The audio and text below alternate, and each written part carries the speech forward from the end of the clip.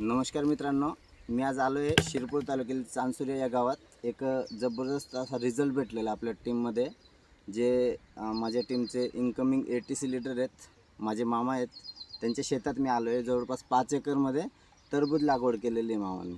तर आपण जो रिझल्ट आहे तो तुम्ही बघू शकता, जवळून पण तुम्हाला दाखवेल मी। या सर, हे बघा एवढे फुलं। मी स्वतः त्यांना विचारलं की बा काय वाटतं बा रिझल्ट। तर 1 महिन्याचं पीक आहे, 1 महिन्यात एवढे फुलं नाही लागत बा। बाकी शेतात पण मी जाऊन आलो बा, असं त्यांचं म्हणणं आहे। तर आपण पहिले बघून घेऊ की फुलांची संख्या काय आहे बा। हे बघा मित्रांनो, जवळून बघू शकतात, तुम्हाला मी दाखवतो।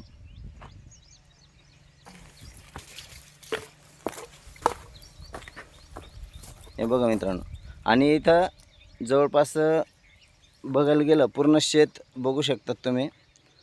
टरबूजचा गॅप जवळपास 8 फूट 5 फुटाचा असतो, पण मामांनी 8 फुटाचा गॅप ठेवला आहे तरीसुद्धा। आणि सिंगल लागवड आहे, सिंगल लाईनमध्ये। डबल लागवड करतात तरीसुद्धा एवढी दाट हे नसतात बुवा, वेले वगैरे नसतात।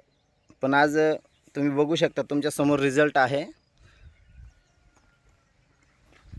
हे पूर्ण शेत आहे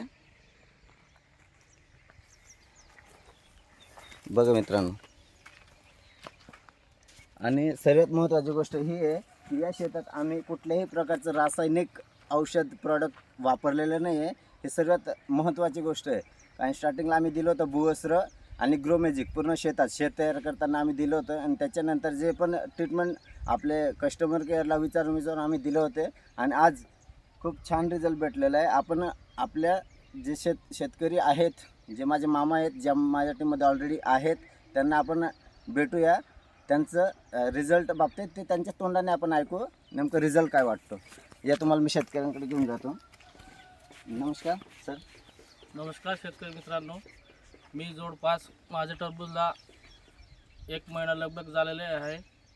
आणि सुरुवातीला आम्ही भूवस्त्र मारलं होतं, त्याच्यानंतर ग्रोमॅजिक, MI स्प्रे आणि ओलिप याचाच वापर केला आम्ही।